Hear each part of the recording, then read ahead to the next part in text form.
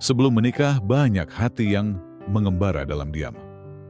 Mereka melayang lembut tanpa suara, mencari koneksi, cinta, dan seseorang yang bisa memahami emosi mereka. Ditarik oleh perasaan, terpikat janji-janji lembut, dan perlahan terikat pada hubungan yang belum dihalalkan di hadapan Allah. Semua bermula dari sebuah pesan, lalu percakapan, lalu perasaan yang tumbuh diam-diam tapi dalam. Tapi, bagaimana jika aku katakan bahwa sebagian dosa paling berbahaya dalam Islam justru tidak tampak di mata manusia? Mereka tersembunyi di dalam hati. Mereka adalah dosa yang sunyi, lahir dari emosi, bukan dari gerakan. Hari ini, kita akan membahas 5 dosa emosional yang sering dilakukan sebelum menikah. Dosa-dosa yang sering diabaikan karena tidak meninggalkan bekas di tubuh, tetapi meninggalkan noda di jiwa. Ini bukan tentang sentuhan. Ini bukan tentang terlihat bersama.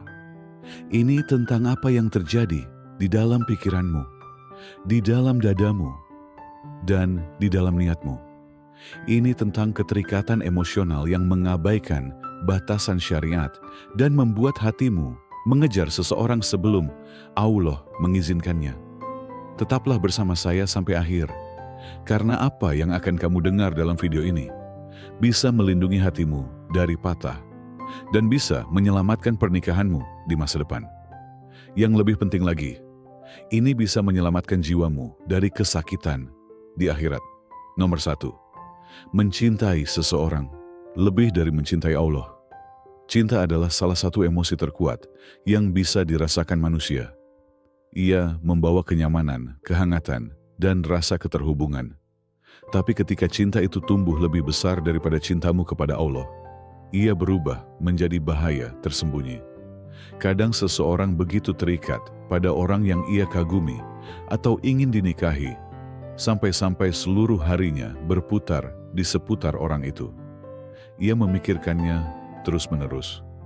Ia menunggu pesan dari orang itu lebih dari ia menanti azan. Ia mencari persetujuannya lebih dari ia mencari ridha Allah. Ini bukan sekadar kesalahan emosional. Ini masalah spiritual yang serius. Allah memperingatkan kita dalam Al-Quran, dan di antara manusia ada yang menjadikan tandingan-tandingan selain Allah. Mereka mencintainya sebagaimana mereka mencintai Allah. Adapun orang-orang yang beriman, sangat besar cintanya kepada Allah. Ayat ini berbicara langsung ke hati, mengingatkan kita bahwa bahkan cinta emosional bisa menjadi bentuk ibadah ketika ia mulai mengambil tempat Allah di dalam hati. Kau mungkin tidak bersujud kepada orang itu. Kau mungkin tidak memanggilnya Tuhan. Tapi ketika kata-katanya lebih mengubah perilakumu dibanding firman Allah, ketika diamnya lebih menyakitkan daripada tertinggal sholat subuh, ketika perhatiannya jadi tujuan hidupmu, bukan surga, maka hatimu mulai berpaling dari arah yang benar. Mencintai seseorang itu tidak salah, tapi cinta itu harus selalu berada di bawah cintamu kepada Allah. Karena ketika kamu menaruh manusia di tempat tertinggi di hatimu, kamu akan terluka. Manusia mengecewakan, manusia berubah, manusia pergi, tapi Allah tetap ada. Allah mendengarkan, Allah mencintaimu dengan cara yang tidak bisa dilakukan manusia manapun. Jadi, sebelum kamu memberikan hatimu pada seseorang, berikan dulu kepada Dia yang menciptakannya. Ketika Allah yang utama, semua cinta lain akan berada di tempatnya yang tepat. Dan cinta yang memang ditakdirkan untukmu, yang ditulis oleh Allah, akan datang dengan ketenangan, bukan tekanan. Nomor 2, berangan-angan tentang masa depan yang belum ditakdirkan oleh Allah. Semua dimulai dengan begitu tenang. Kamu melihat seseorang, kamu mendengar sesuatu, ada percikan kecil. Percikan itu menjadi pikiran, dan pikiran itu menjadi mimpi panjang di kepalamu. Mimpi di mana segalanya tampak sempurna. Kamu membayangkan menikah dengan orang itu. Membayangkan suaranya, senyumnya, kehadirannya. Kamu membangun masa depan di kepalamu. Rumah, keluarga, cerita, padahal semuanya belum pernah dimulai. Tapi semua itu tidak nyata. Semua itu belum ditulis oleh Allah, dan disinilah bahayanya tersembunyi. Rasulullah Shallallahu Alaihi Wasallam mengajarkan kepada kita, sesungguhnya amal itu tergantung pada niat, dan setiap orang akan mendapatkan sesuai dengan apa yang ia niatkan. Bahkan, ketika tidak ada yang terjadi secara fisik, ketika hatimu bebas mengembara dalam khayalan tentang seseorang yang bukan pasangan halalmu, kamu telah melewati batas yang ditetapkan oleh Allah. Kamu sedang menggunakan hati untuk sesuatu yang menjauhkannya dari zikir dan mengisinya dengan imajinasi. Khayalan ini tampak tidak berbahaya, tapi bisa menjadi perangkap emosional. Ia membuatmu terikat pada seseorang yang mungkin tidak pernah menjadi jodohmu. Dan ketika kenyataan tidak sesuai dengan bayanganmu, kamu akan terluka, kecewa, dan mungkin membanding-bandingkan. Rasulullah Shallallahu Alaihi Wasallam juga bersabda, mata berzina, telinga berzina, lidah berzina, dan hati berangan-angan, serta menginginkan. Kamu mungkin tidak menyentuh, tapi pikiranmu sedang membentuk ikatan yang seharusnya hanya terjadi setelah halal. Imajinasi bisa menjadi pintu masuk setan yang menggoda nafsumu dan membangun harapan palsu. Pikiran-pikiran ini bahkan bisa membuatmu menolak lamaran yang nyata. Kamu membandingkan orang nyata dengan versi mimpi dari seseorang yang tidak benar-benar seperti yang kamu bayangkan. Apa yang bisa kamu lakukan? Sadari pikiranmu, jaga pikiranmu. Saat kamu mulai hanyut dalam khayalan, berhentilah dan kembalikan hatimu ke saat ini. Kembali kepada Allah. Cerita hidupmu sudah ditulis, dan itu lebih indah dari apapun yang kamu paksa dalam kepalamu. Biarkan Dia yang Maha Tahu menuliskan masa depanmu di waktu yang tepat, dengan cara yang benar dan hati yang siap. Nomor 3. Ketergantungan emosional pada seseorang yang belum menjadi pasangan halalmu. Ketika hati merasa kosong, ia mulai mencari kehangatan, perhatian, seseorang yang membuatnya merasa berharga. Dan di saat kebutuhan itu datang, bahkan sedikit kasih sayang dari seseorang bisa terasa seperti penyelamat. Namun, sebelum menikah, keterikatan emosional ini bisa tumbuh diam-diam menjadi sesuatu yang berbahaya.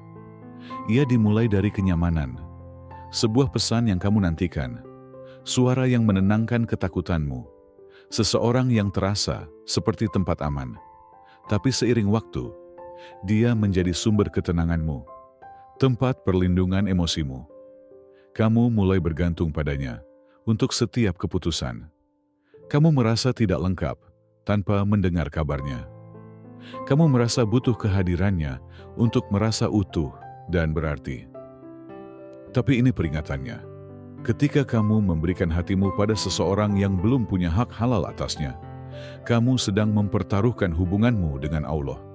Rasulullah Shallallahu Alaihi Wasallam bersabda, barang siapa bergantung pada sesuatu, maka ia akan diserahkan kepadanya. Artinya jika kamu lebih bergantung pada seseorang daripada pada Tuhanmu, kamu mungkin akan dibiarkan menghadapi akibat dari keterikatan itu sendiri. Jika orang itu pergi, duniamu bisa runtuh. Jika mereka berubah, kedamaianmu bisa menghilang. Itu adalah ketergantungan emosional, dan hal itu melemahkan jiwamu. Kamu kehilangan kemampuan untuk tetap kuat ketika hidup berubah. Kamu lupa bahwa Allah adalah Al-Wakil, satu-satunya yang tak pernah meninggalkan, satu-satunya yang selalu mendengarkan. Stabilitas emosional yang sejati datang dari tawakal, yaitu kepercayaan penuh kepada Allah. Ketika hatimu bersandar kepadanya terlebih dahulu, maka tak ada satupun di dunia ini yang bisa mengguncangmu. Ya, tidak apa-apa untuk mencintai, tidak apa-apa untuk merasa dekat. Tapi jangan meletakkan beban kebahagiaanmu pada seseorang yang belum membawamu melalui akad nikah. Mereka tidak diciptakan untuk memikul jiwamu. Penciptamu yang menciptakan hatimu, dan hanya Dia yang tahu cara memegangnya dengan benar. Nomor 4. Mencurahkan isi hati kepada non-mahram untuk keintiman emosional. Di zaman sekarang, orang terbiasa membicarakan segalanya. Ketakutan mereka, patah hati, masa lalu, dan impian. Namun ketika berbagi secara mendalam seperti ini, terjadi antara laki-laki dan perempuan yang bukan mahram. Itu membuka pintu bagi sesuatu yang berbahaya, sesuatu yang tampak polos, tapi perlahan mengubah hati. Kamu mungkin percaya bahwa kamu hanya berbicara. Kamu pikir, itu tidak berbahaya, hanya curhat, hanya sekadar memberi atau menerima nasihat. Tapi setiap kali kamu berbagi hal pribadi dengan lawan jenis yang bukan mahrammu, hatimu mulai percaya secara emosional, mulai bergantung pada mereka untuk kenyamanan, mulai merasa dimengerti dengan cara yang perlahan-lahan membangun keterikatan tersembunyi. Rasulullah Shallallahu Alaihi Wasallam memperingatkan dengan jelas, tidaklah seorang laki-laki berdua-duaan dengan seorang perempuan, kecuali yang ketiganya adalah syaitan. Ini tidak hanya berarti berdua secara fisik, bahkan melalui pesan, panggilan panjang yang emosional, atau di balik layar sekalipun. Ketika keintiman emosional tumbuh, syaitan hadir. Ia membisikkan, ia menyalakan hasrat, ia membuat hal yang salah terasa benar. Islam tidak membatasi hal-hal ini untuk mempersulit hidupmu. Islam menetapkan batasan untuk melindungi hatimu agar tidak terjerat sebelum waktunya. Setiap kali kamu berbicara tentang perasaan terdalammu, rasa sakitmu, kesepianmu, atau kehidupan pribadimu kepada seseorang yang bukan pasangan halalnya, kamu menciptakan ikatan yang terasa seperti pernikahan, namun dibangun di luar perlindungan akad nikah. Ini berbahaya karena begitu hatimu terikat, tidak mudah untuk melepaskannya. Bahkan ketika kamu tahu itu salah, emosimu berdebat dengan imammu. Kamu merasa bimbang, kamu merasa lemah, dan seringkali kamu merasa terjebak. Keintiman emosional harus dijaga, seperti kita menjaga batasan fisik.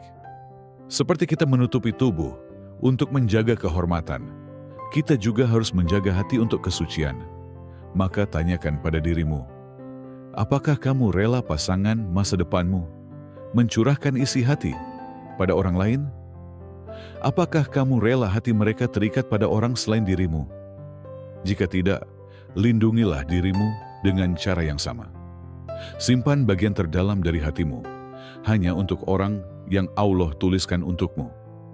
Orang yang akan memasuki hidupmu melalui pintu akad nikah, bukan melalui jendela percakapan rahasia. Nomor 5. Menekan rasa bersalah, namun terus melakukan dosa emosional. Dosa emosional yang paling berbahaya bukan yang terjadi karena ketidaksengajaan. Bukan pesan pertama. Bukan pertama kalinya hatimu condong ke seseorang. Bahaya sesungguhnya dimulai ketika hatimu berbisik, aku tahu ini salah, tapi aku belum siap berhenti. Saat itulah, ketika kamu merasa bersalah tetapi mengabaikannya, jiwamu mulai terluka lebih dalam. Ini disebut emosi yang keras kepala. Saat keinginan untuk tetap terhubung dengan seseorang lebih kuat dari keinginan untuk menaati Allah. Kamu tahu itu salah. Kamu tahu kamu sedang melewati batas. Kamu tahu itu mempengaruhi salatmu, fokusmu, kedamaianmu.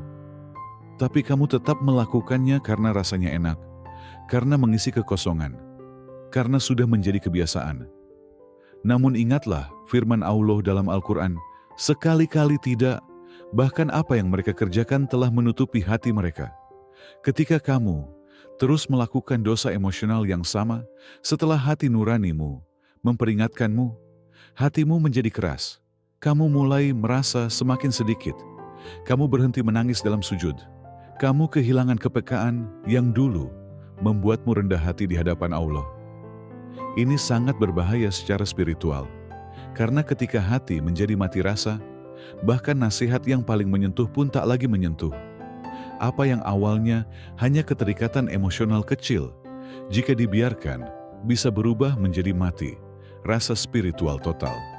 Cinta sejati tidak dimulai dengan seseorang. Cinta sejati dimulai dengan kebenaran, dimulai dengan kejujuran di hadapan Allah. Bukan dengan alasan, bukan dengan penundaan, bukan dengan sekali ini lagi atau nanti aku berhenti. Jika kamu tahu bahwa perasaanmu sudah berada di luar batasan Islam, maka kamu sudah tahu cukup untuk bertindak. Bukan besok, bukan saat kamu merasa siap, tapi sekarang. Berhentilah, karena hatimu lebih berharga dari emosi yang berlalu. Berhentilah, karena hubunganmu dengan Allah lebih berarti dari perhatian yang kamu terima. Berhentilah, karena hanya Dia yang bisa memberi cinta yang tak akan menghancurkanmu. Tobat bukan hanya untuk mereka yang jatuh, tapi untuk mereka yang bangkit setelah jatuh. Biarlah hari ini menjadi hari kamu memilih Allah daripada perasaanmu dan melindungi jiwamu dari dosa yang menyamar sebagai cinta. Ya Allah, jagalah hatiku sampai waktunya tiba. Ya Allah, Engkau yang maha mengetahui segala isi hati. Engkau melihat apa yang kusembunyikan dan mendengar apa yang tak pernah kuucapkan. Tolong lindungi hatiku dari segala sesuatu yang tidak Engkau tetapkan untukku. Jauhkan aku dari perasaan palsu, dari ikatan emosional yang menjauhkanku dari cahayamu. Jangan biarkan hatiku mengejar apa yang akan menyakitiku. Jangan biarkan emosiku tumbuh di tempat yang tidak Engkau tanami cinta. Biarkan cintaku kepadamu tumbuh lebih tinggi dari perasaan lainnya. Biarkan jiwaku mengingatmu lebih dari siapapun. Sucikan niatku, bersihkan pilihanku, bimbing aku pada jalan yang hanya mengarah pada keridhaan-Mu. Ya Allah, jika seseorang tidak Engkau tuliskan untukku, maka hilangkan mereka dari hatiku tanpa rasa sakit. Dan jika mereka memang Engkau tuliskan untukku, maka tuntunlah kami dengan kesabaran, dengan rasa hormat, dan dengan keberkahan-Mu. Jangan biarkan rinduku terhadap cinta membutakanku dari kebenaran. Engkau adalah sebaik-baik perencana. Engkau menulis cerita yang jauh lebih indah dari yang bisa kubayangkan.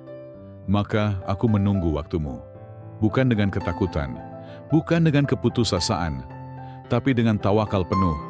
Sampai saat itu datang, lindungi hatiku, pikiranku, dan kehormatan emosiku. Amin.